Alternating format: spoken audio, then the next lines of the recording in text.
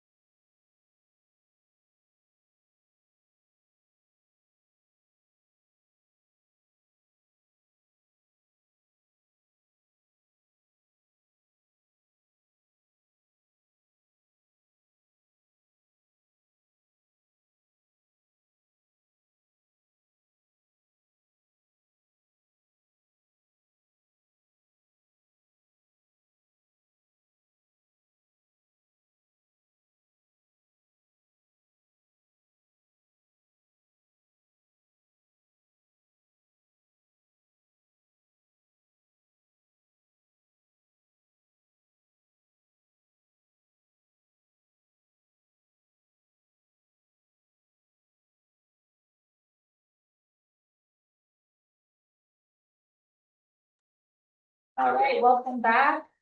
We are reconvening to open session at 7:12 PM. Report of action taken in closed session is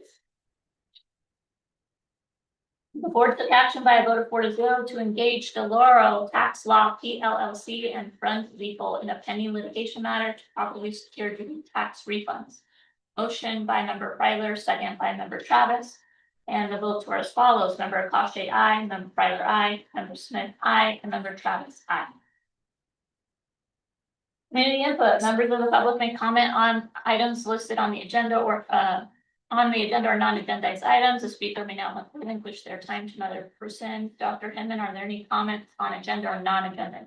Mr. Dash. There are none. All right, no comments. Thank you. Items for presentation and discussion. A, Oxford Preparatory Academy board member search process, and I will turn it over to Dr. Hinman. Thank you, President Smith. Ms. Burdette and I met with Dr. Akasha and Ms. Travis. Thank you. I don't even know why I wrote that down. To talk about process, what is the best process to go through for board selection? But it became very apparent very quickly that there are bigger questions than just process.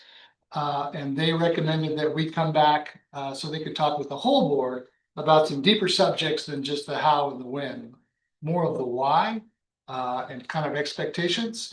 So I'm going to turn it over to your subcommittee to lead that discussion.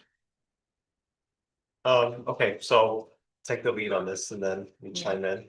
So we felt that at this meeting it would be helpful to have the full board determine the recruitment process and framework and have finalized details presented for approval at the next board meeting. Okay, so the first thing that we wanted to bring up for discussion was the recruitment timeline. We can pursue either a shortened recruitment process to find a board member to fill the vacancy as soon as possible, or we can do a longer search period to allow for a broader outreach. And our proposed start date was to have the position start on July 1st.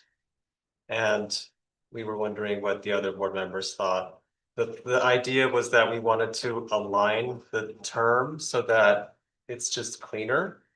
And along with that, Dr. Shaw's term when he left was supposed to end on June 2027. If we keep that setup, then potentially 4 out of 5 of us would end terms, which I think it would be better to have diversity in our ending period. So if we had the new member start July 1st and did it for a 2-year to end in 2028 June, then it would allow us to have a little bit more diversity in terms of our ending times. So I would propose that we reset the board member's term to end in June 2028 and maybe start on July 1st. There's some other talking points we need to talk about, but what are your thoughts for the full board on those 2 points? I think that the longer timeline might get us some great options as far as numbers and possibly profiles that align with the professions we're looking for. Yeah. As far as start date, I agree it is very unbalanced, and that makes sense to me to want to push it back to the 1st so they align, because right now it's only me this year terming out, and then I think that would reset the structure in a good way. President Smith? I'm good with the proposal. Okay. So then the desired qualifications and skill sets is the next discussion point. We should clarify the skills and experience that we're seeking for our next board member. Some ideas were a background in finance or accounting expertise, human resources expertise or experience, or a governance or policy background, educational leadership experience. Are there particular areas or skill sets that we feel we should really, look for among those, or others that we didn't mention? Can you read them again, please? Finance and accounting, HR, governance and policy, and then just broad educational leadership. Or any and all, I guess it also depends, but if you feel strongly about a particular area, Yeah, that was I the big think thing. that would help us just to know, Mhm. you know, when we ask for candidates, we're specifically, um, more interested in people who have, for example, this background or that background. And I think one thing we were looking for is someone that is kind of strong in business things, because as we've had a lot of discussions about different kinds of the business of the charter, we thought that that might be helpful. And that's kind of where some of these topics came up. But before we kind of went down the road of starting to actually recruit and doing those things, we thought it might be advantageous to kind of have that conversation here. If there's other thoughts and opinions you have about the type of qualifications we might be needing. And you don't have to have And an you don't have answer, to. it's It's just that more- if you do, it would be helpful Mhm, to know. sure. We're just wanting to include you guys in the process enough that, we can kind of go forward and do the work. Without wanting to lock Yeah. into any particular skill set, I can see us benefiting from prioritizing around the business finance, and that's been incredibly useful Mhm. to have that background on the board. But I'm not opposed to the other, areas, of course, depending on Who comes who's in the forward. pool. Okay. Oh, I lost my other train of thought. Oh, sorry, it was gonna be related to representation of the school sites.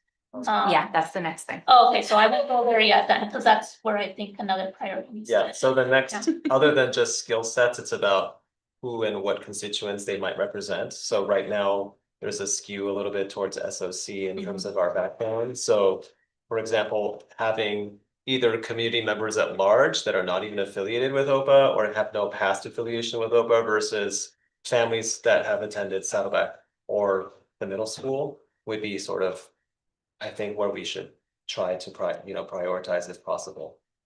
Yeah, again, a balanced approach. Okay. Can we add lawyer to your list of, Law, yeah, particular type of law or just? No, just- Okay, general? all right. Okay. Well, that was beneficial with Michael DeLune. Yeah.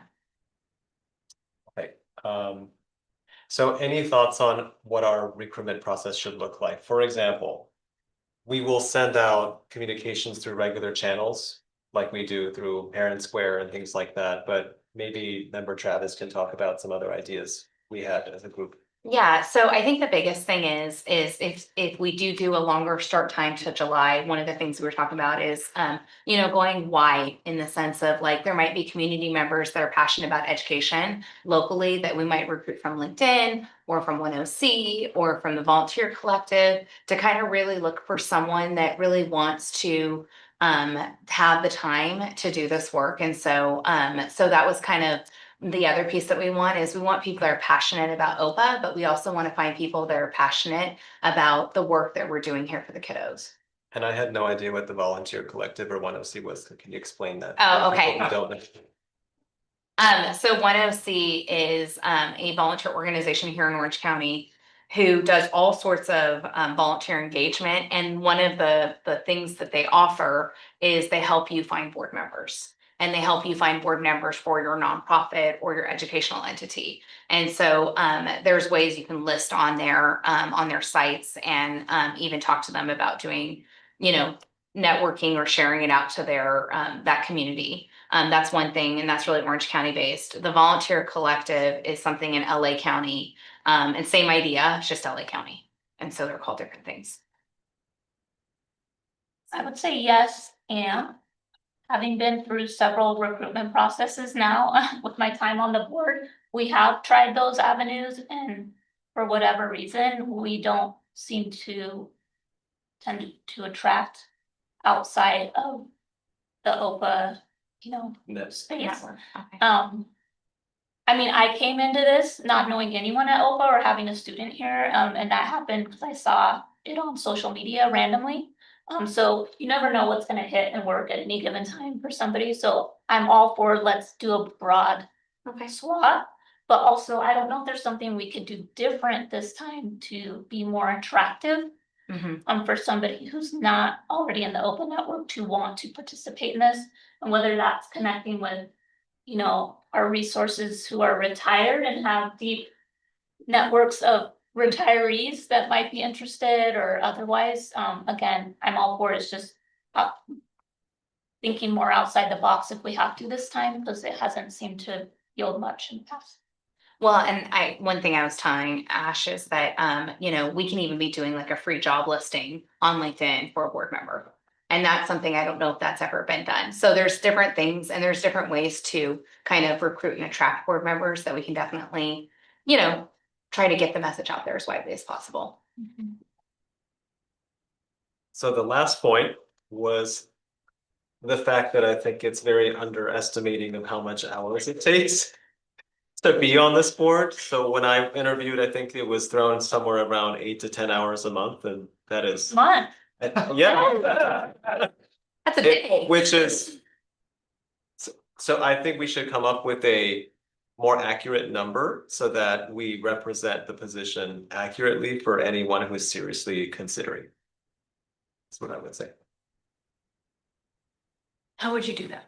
I don't know, what is the average time that, I guess and some of us put in a lot more time than others, right? It's, depending on the roles we have during the year. But I would say like at least 16, I would say at least like at 40. 8 to 10 is not realistic.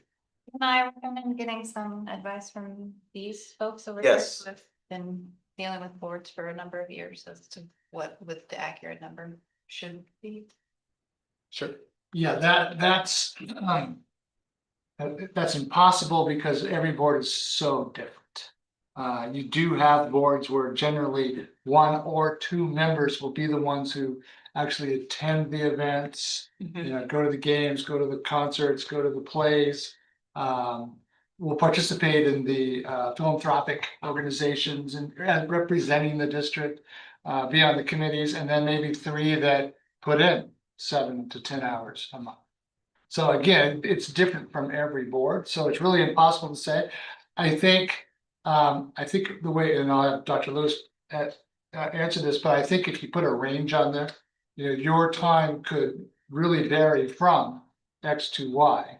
And then realistically, they're an independent entity. And they can make that decision once they're on board or what they are not going to participate in. I don't think you want to say 40-hour a month commitment because, maybe possibly limit your application pool.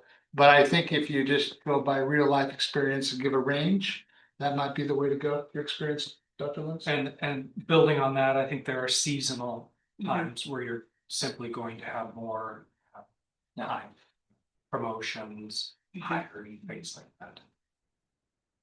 One of the things I was telling Ash is I think we should, take an average of like, what is our mandatory stuff, the board meetings, how many hours is that? How many hours should we be factoring in for prep for that? How many hours should we be factoring in for the committee work? And then if we do attend 1 or 2 events a month, so we can kind of use that as a starting point. And then, there's always more you can do. If you are on like a ad hoc committee or depending on your position, but at least then we start coming up with ranges. I think going off of that, I think the term minimum of would be important. So, I mean, if you're gonna work for this organization or with this organization, please expect to work a minimum of X with potentially, more. I think, because you don't want someone to think they're just gonna show up once a month for a board meeting. All right, okay, so I think we have a firm understanding of where we're positioned. So our next steps are then to kind of regroup. We're going to look for a July 1st start date for a 2-year term.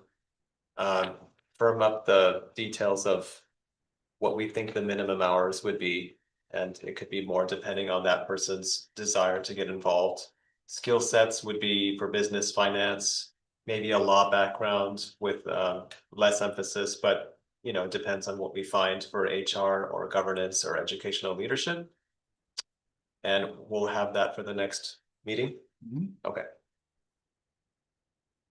But we're starting the search, so if anybody knows anybody. Thank you.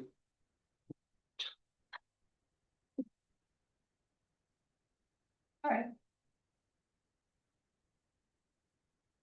items for presentation B, local control and accountability plan mid-year update. And Dr. Finman. Thank you, President Smith. Ms. Burdette has program responsibility for the LCAPs, and I will turn it over to her.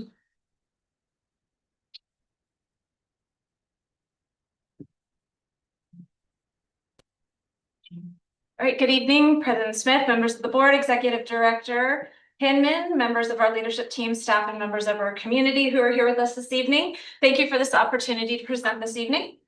Our LCAP is our OPA's three-year strategic plan outlining its goals, actions, services, and expenditures to improve student outcomes and address state and local priorities based on identified community needs. And we are currently in year 2 of a 3-year cycle with our current LCAP. California Education Code. Help me out here. Go forward one. California Education Code requires that all LEAs present a mid-year LCAP update and budget overview to the governing board.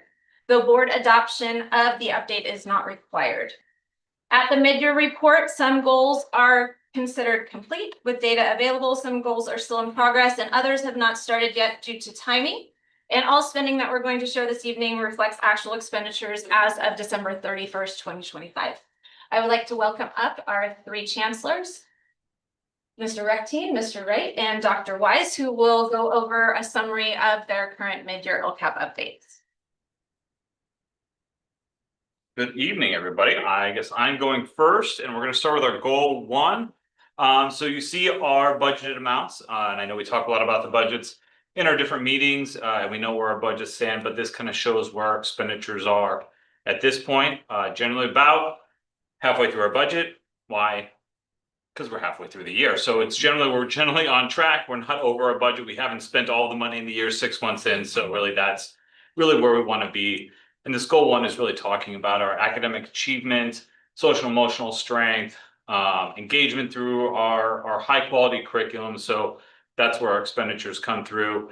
And then we talk about our metrics. So our metrics are part of our parent surveys. So our CASP data, we talked about our achievement.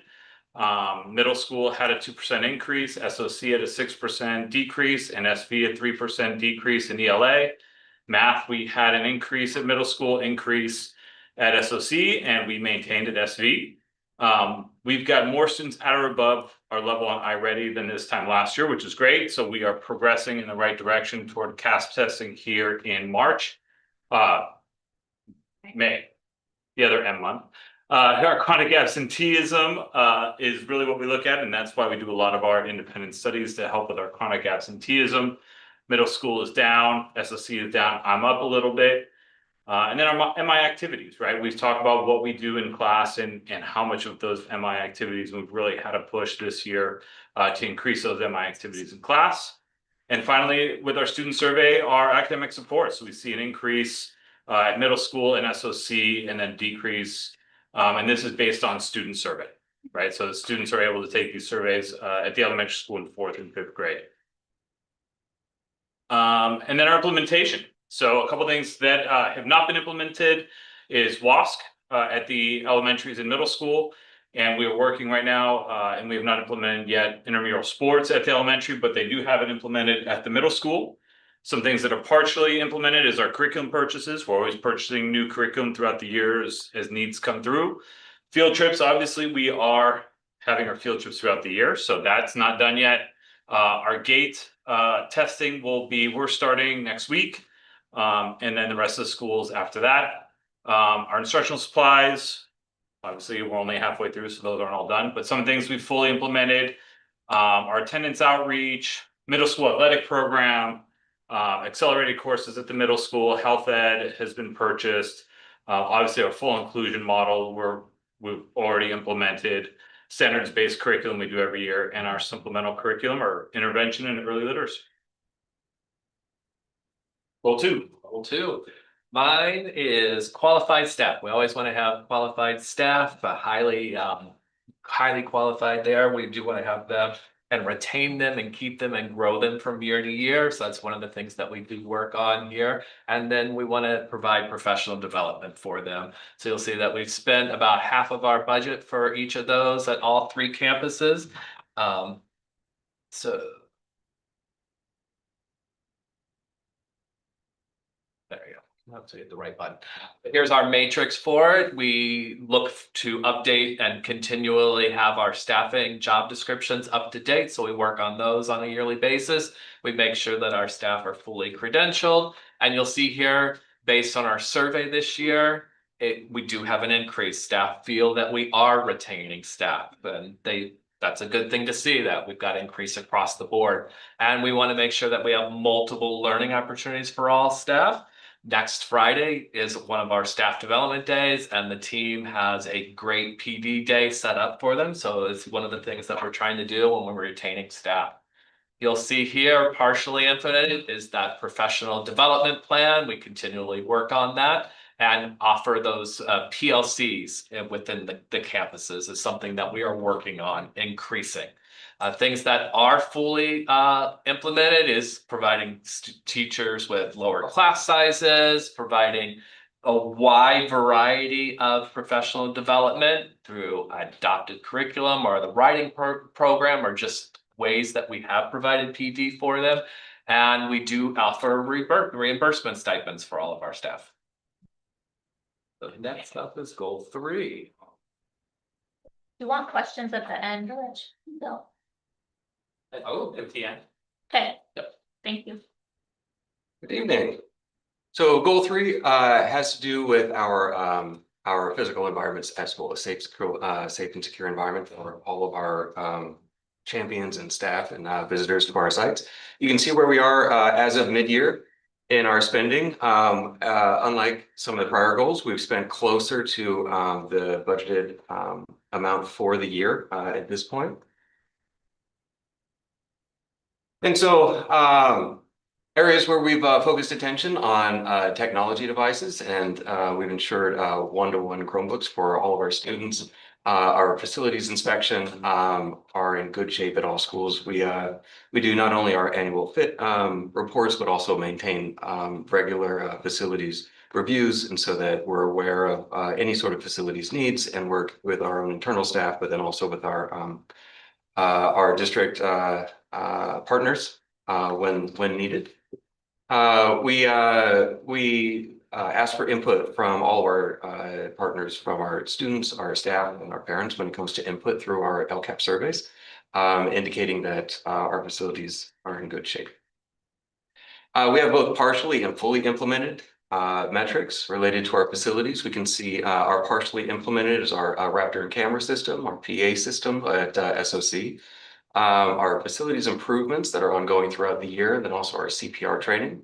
And then we have our areas where we're already fully implemented. And again, we see our one-to-one technology through Chromebooks, our campus supervisor teams being fully staffed, our areas of PE and STEAM, and making sure that we have our academic equipment to make sure we're supporting those programs. Our PBIS programs that have each been awarded recognitions at each of our 3 sites there.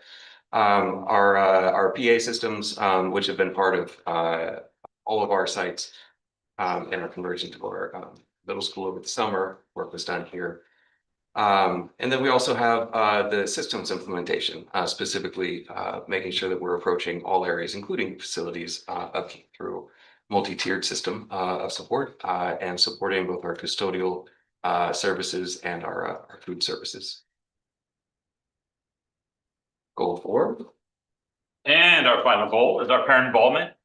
So engaging our parents and community in our schools. A lot of this starts to happen before the school year starts. So that's why you'll see a lot of these budgets near the top end and almost extinguishing this budget as opposed to only be about halfway done. So our parent education events, our parent literacy event we just had the other night, our LCAP parent meetings that are happening now to get input for the LCAP, right? We're talking about this current year's LCAP. We're already starting on the LCAP for next year.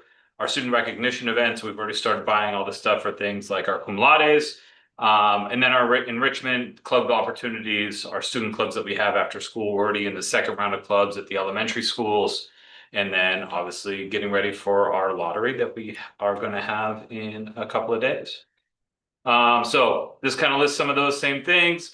student recognition, our cum laudes, our civic learning awards, parent education nights, and then we've already implemented our community outreach coordinator we had halfway through the year. So that's all of that payment has been spent there. SMORE, our areas, our website, all that stuff gets paid for at the beginning of the year. Translation service throughout the years, and obviously our university t-shirts that our students wear on Fridays. And that's it. We can take any questions that you guys have. All right, we'll start with mine. Great presentation. Thank you for the overview and awesome progress. Back to goal 2 and the list that fully implemented on class sizes being reduced. I just wanted to clarify, because I believe it's an ongoing goal to do more possible to reduce our student teacher ratios. Meaning lowering class sizes. So in this context, does it mean that we fully implemented the strategies we had for this year to address the broader goal? Because I believe we still have more we want to do when it comes to reducing class sizes. So what does it mean when it says fully implemented? We're done, or we're done for this year in terms of implementing strategies? Yeah, so I'll go ahead and take that question. So we are implementing different strategies, obviously all throughout the goals or all throughout the year. The goal is a little different at the middle school and the elementary schools. Elementary schools are pretty fixed on class sizes. Middle school varies versus on section counts and enrollment. So all throughout the year, we've been looking to balance class sizes. So at this point, in terms of staffing, we have the staffing fully implemented for those staff ratios. We did just do a reboot at the middle school in terms of trying to do a rebalance at the second semester to after all of the student enrollment kind of settled. You have certain classes that went down, certain classes that stayed stable, and then we did kind of a reshuffling of students to make sure we could even out those classes. So that has been completed at this time. Other questions? Just a comment, well, great job, but anyone watching wants to come, the next LCAP meeting about next year's is on the 24th. At SD. At SB. And as bringing prizes, I heard. Maybe there's some parking incentives, just saying. Free homework passes. There you go. By the way, yes. And yesterday after school at SOC, they were canvassing everyone with flyers, marketing the event. Did a great job, because by the time I got back to my car, I had 4 flyers. So, well done with all the marketing. A little bit of competition, but it's good. It's good to get people there. We're happy. We had a great turnout on the first one and we're looking forward to Tuesday night. I had a question about goal 2 as well. Thank you again for the presentation. Are the PLCs structured differently among the different sites? Because I know, for example, the middle school, it said like we don't have paid subject area coordinators. Instead, I think we have like site leadership committees, and I was wondering, like, do we have paid subject area coordinators at others, the elementary sites, or what are your feelings about that? A hybrid model for deeper expertise and then vertical alignment from grade to grade. Any ideas you guys have about that for us to know? I'm gonna actually let Adam respond for elementary school and then we'll speak to middle school. Yeah, so the elementaries are aligned as far as our PD calendars, and what we are doing each day. Brian and I work real closely to make sure that we're getting the same sort of PLCs for Friday and stuff like that. And then every couple of weeks, we bring the SV and the SOC staff together to do a PD, an elementary PD together. So we're able to complete that. So pretty lockstep amongst the elementary. We do have site leadership teams. That is part of their adjunct duties. So we are not paying for leads as we have in the past. So we've made that part of their adjunct duty, which has helped us a little bit in our budget that way. So part of their adjuncts, kind of like being on our different committees, that's one of the committees that they're on. So we will be doing vertical alignment talks next week during our PD with the 2 sites. We're going to be working with M-class data for our TK through 2 grades, and they're going to be meeting with each of the grade levels to talk about what do we want students to know coming into this grade, what do they know in the previous grade. So we are going to have those opportunities coming up. in 3rd, 4th, and 5th, they're doing CASP target data to help prep for their CASP reviews. Did we get it all? And we'll let Greg briefly speak to the model at the middle school. Sure, absolutely. So we do have our content area departments do meet and through the PLC process get together, not just collaborate generally, but to analyze common formative data within each of those departments by grade level to make sure that we're ensuring a standardized curriculum being delivered and also assessed in all like classes. And then constantly monitoring exactly how students are doing so that we can then implement our intervention strategies, whether it's through office hours, additional support, our fall and spring conferences, the other things that we do to make sure that no one falls behind, so that we understand where kids need some extra help. It's interesting you bring this up. Today, I actually had a long conversation just a little bit earlier today about our PLC process, where we are, the good things that are happening already, and already beginning to plan for next year to enhance that whole process. And so we're really looking forward to beginning some tweaks that I think will really enhance that process and our effectiveness when it comes to monitoring how our kids are doing and then providing both the enrichment and the intervention when needed. Thank you. I have one question regarding goal 3. This is the middle school is already over budget for the facilities. How much of that was really like the movement of the facilities and getting it up? I mean, is that why you're seeing that impact, is because you're still, the middle school is new and you're still setting that up? Yeah, so especially in the technology side of it, a lot of it was the infrastructure. There was a lot that had to go into the new building and the components. And obviously, if you need more details, I would let Jonathan did an amazing job in that perspective. But there was a lot that went into the move. That was not something that when we wrote these LCAPs in April, May, we didn't have those budget projections yet in terms of the impact. Other things were, we also were waiting on final enrollment. So when you look at things like standardized curriculum, extra needs for student Chromebooks, we also had to wait till enrollment kind of settled. And then with that, we had an increase, and then we had to do some purchases that, again, at the time of writing the LCAPs, there's a delay between that and when they're board approved and final budget projections. And that obviously, hopefully will stabilize moving forward. But that should be a 1-year kind of anomaly. Yeah, okay, thank you. That's what I thought the answer would be. I just. All right, anything else? Great work. Yes, Very thank much. you. Great job, guys. Okay, that takes us to items for action, A 2025-2026 comprehensive school safety plan for Saddleback Valley, South Orange County, and the middle school. We'll get a motion in a second. I'll motion. I'll second. Okay. Discussion or questions? All right. We will go to vote then. All in favor, please say aye.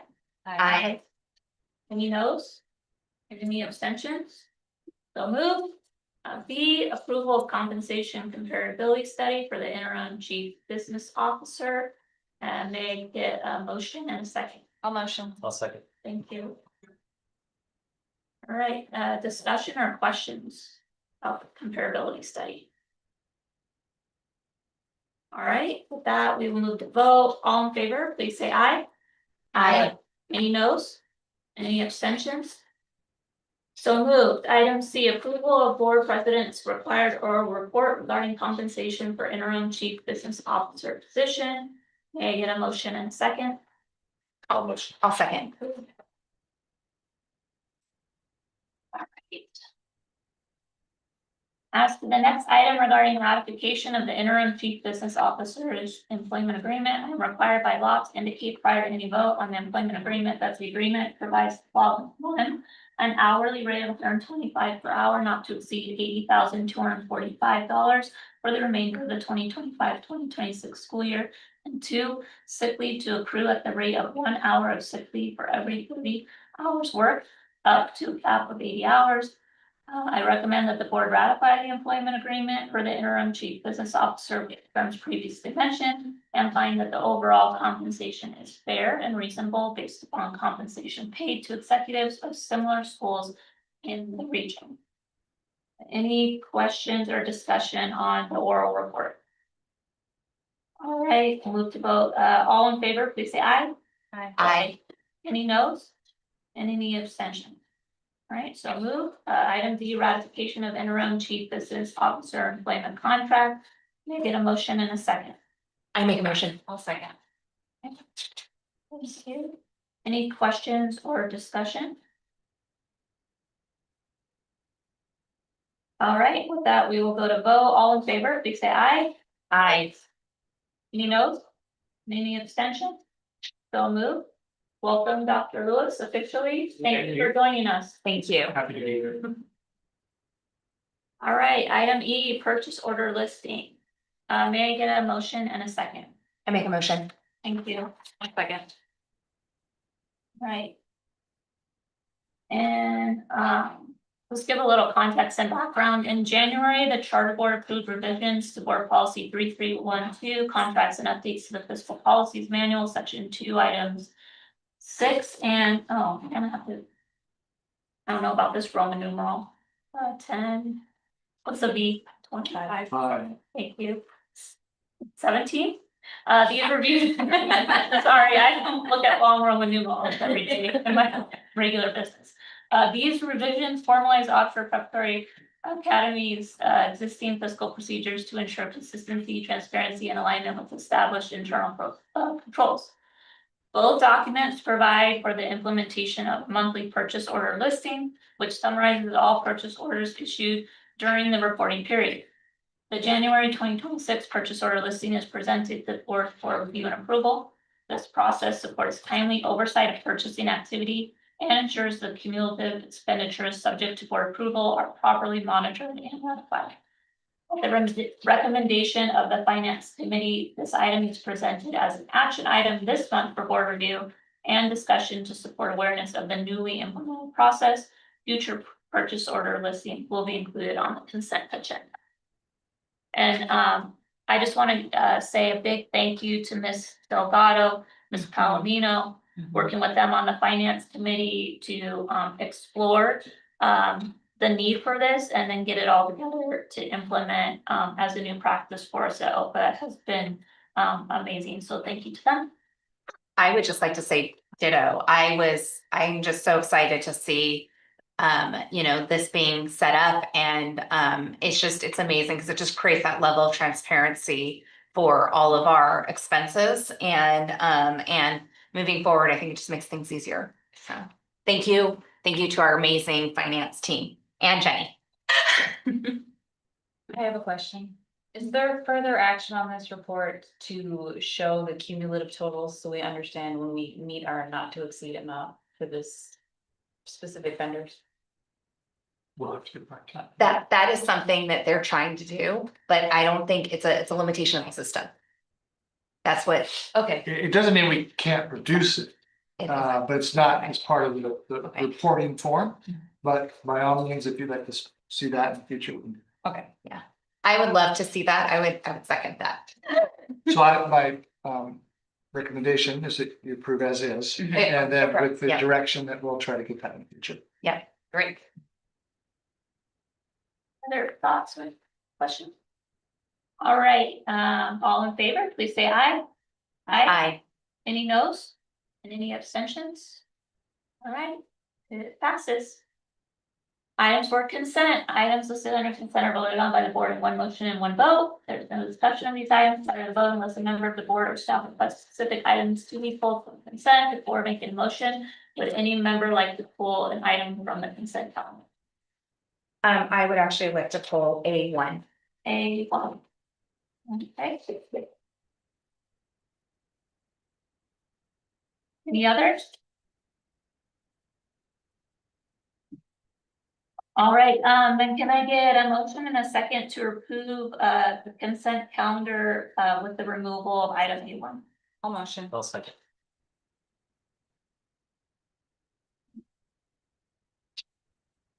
All right, all in favor, please say aye. Aye. Okay, any noes?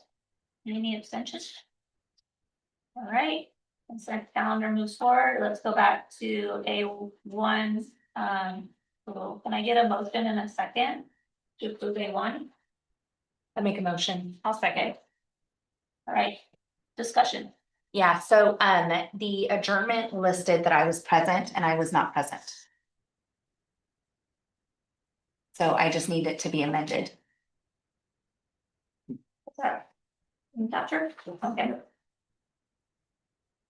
So, do we want to bring those back next time to approve then, or approve, with the request to make that? You could approve them as amended. Yeah, I can Are you amend my comfortable with motion. that? Yeah, that's fine. I just want to amend my motion to approve with that one amendment made. New motion, is to approve with the amendment that it will show that member Travis was not, when were you, For adjournment. for adjournment, not present for adjournment. Member Ryder, do you want a second? I will second. Thank you.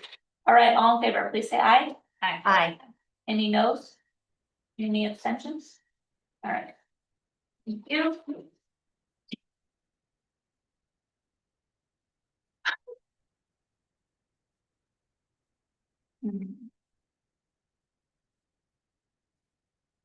All that work we got done in one sweep.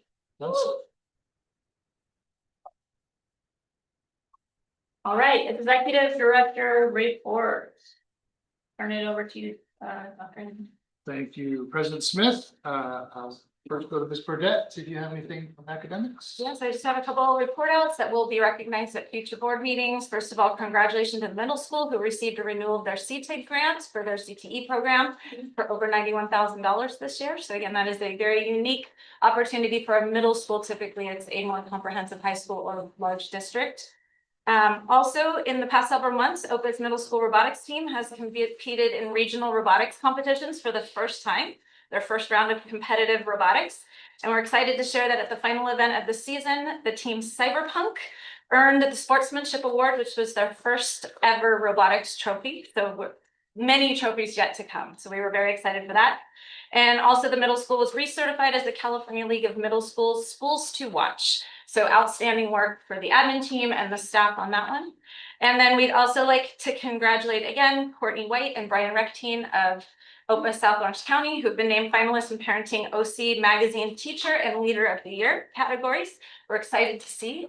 There's one last round to see if they become the final finalists. So again, congratulations, and we will have a lot of future recognitions at the upcoming board meetings.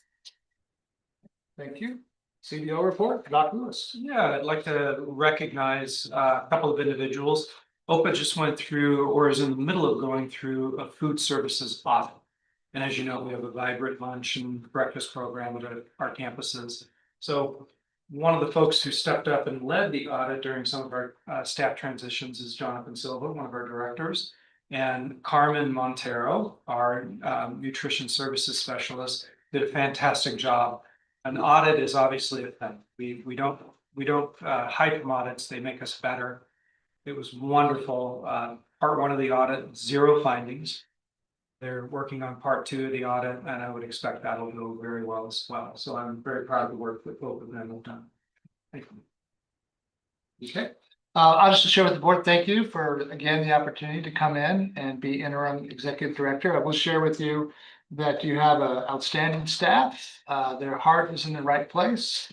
They're very dedicated and they work really hard. It makes my job much easier knowing that, you know, this office is well taken care of, business is well taken care of, tech is well taken care of. It allows me to kind of just do more oversight in general. I am looking forward to actually getting to the school sites. There's been a lot of talk about professional learning communities. I have a little background in that, and I look forward to digging in a little bit to what that process is and how it happens. And I'd actually like to encourage at some point a specific PLC presentation specifically about what a community looks like, or what a grade level looks like, or a subject area looks like in the process they go through. So really excited about that. And again, your scores here speak for themselves. So you know great things are happening. I will say I did have the opportunity at SOC to welcome to a faculty meeting oh so briefly, but yeah, they're on fire. They're just so excited about what they're doing for kids here. It's good to be back, and it's good to see that. It kind of gets my blood flowing again. So hopefully we won't feel you. Hopefully, I can be back all your schools. I'd love at some point to come in and see that in action. So thank you. Thank you. Board of Directors report, start with member Travis. Oh, okay. Well, I just wanted to thank both of our Chucks for coming back and being, here with us. So first and foremost, thank you guys for coming again out of retirement for us. Much appreciated. I also wanted to once again do another plug for, recruitment of a board member. So if you know of anybody, please stay tuned, because we do want to recruit that last member of the board. And hopefully you heard a little bit about that tonight. The other thing is, we were shared an email about our California Schools to Watch and kind of what happened in that. And I was really moved by what was in the email. It talked about how when the students were asked about OPA, it said that there was 6 words that best describe our school: welcoming, community, united, family, inclusive, and one. And when I think of OPA, I really think that sums it up. And so to me, I want to share that out with everybody, because I think, again, when you hear the students say it, it really speaks volume for what we're doing at every level. And just want to thank you all for making that happen. Thank you. Member Freda. I would like to say welcome to Mr. Hinman, Mr. Lewis, Miss Bright, and Mr. Knights. OPA is a special place to be. You guys have experienced it before, but we look forward to getting to know you better. And I had the opportunity to work with Mr. Knights last year, as he is intern principal at Newhart, so he's a wonderful add to our environment. Congrats to the middle school for being part of Schools to Watch, and all the staff as part of that. It's wonderful to see that. It's very exciting, and what you just read is a wonderful thing to hear from our students. And congrats to Mr. Rectine and Miss White on their OC nomination. Wishing you luck. And thank you to Mr. Silva and Ms. Montero for the food service audit. I know that was a big lift, so we appreciate you stepping in and helping out. And happy Lunar New Year. All right, thank you, member Akashi. How do I follow all of that? So I echo everything that member Travis and member Filer said. Welcome. Thank you for coming on board. Thank you for coming on board, and congratulations. I don't have a whole lot to report. I do want to say thank you to the families that came out to the LCAP meeting last month and who have come to LCAP meetings in the past. It's an important part of our process. It directly guides how we prioritize our funding, and how we support our students. And I'd love to also put in a plug to encourage attendance for next Tuesday's meeting at Saddleback Valley, I believe. Is that right? It's a valuable opportunity, especially at this next meeting, to share your input and your perspective. And it's because of this and your involvement that OPA thrives, and we appreciate everyone who continues to stay involved. Thank you. All right, I will also +1 all the welcomes and congratulations. Going last isn't always fair. All the thunder is gone. But I did want to share in my average of 40 hours a week in this role lately. I've been out and about a little bit in a couple of events at the middle school. The parent information meeting was such a success from what I observed. And not to say that it wasn't at the other sites, but I almost got emotional seeing like all the families there in this beautiful space with their interest, and then all the work that went into showcasing what was available in the different classes with our professors. It was quite the sight to see. So great work. Thank you. Over at SOC, I participated in a special kindness event led by Mrs. Shipp, the counselor here at SOC. She organized some wonderful activities for the students to be mindful about others and being kind to themselves. So I just love all these special and unique activities that we have for our students to have, holistic experiences that serve them emotionally, socially, and academically. School safety plans, I want to thank our student resource officers and the parents that contribute to reviewing and helping inform those plans that we approved tonight. I know those are big undertakings, so thank you for all the thoughtfulness to everyone that gave input for those. And then again, I'll echo the things for food audit work, because we were getting updates along the way. I know that was a heavy lift, so we appreciate and congratulations on the success in that. And with that, we are going to recess closed session at, wow, 8:02 PM. Awesome, yes.